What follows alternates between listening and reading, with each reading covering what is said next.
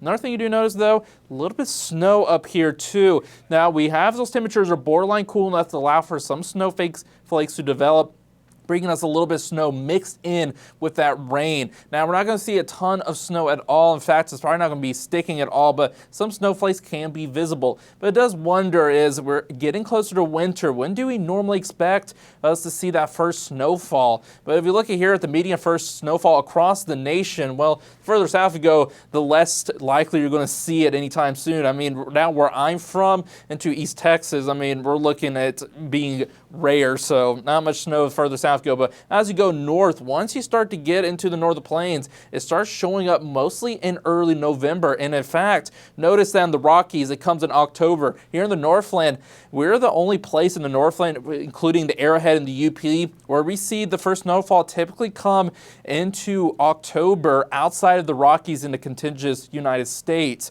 And that, again, is the UP and the Arrowhead. For the rest of us, usually is going to be mostly early November. And in our case, very early November, probably within the first week. That is the median date. And this is, again, taken from NOAA's catalog, what they have of all when it comes to median dates for this first snowfall, which is measurable snowfall. Typically measurable is about 1/10 of an inch, but it could be less than that. But if we look at the average date city by city, it's actually slightly earlier. So here's the first snowfall city by city. We have includes Ironwood International Falls for much of Minnesota and includes Hayward, Ashland.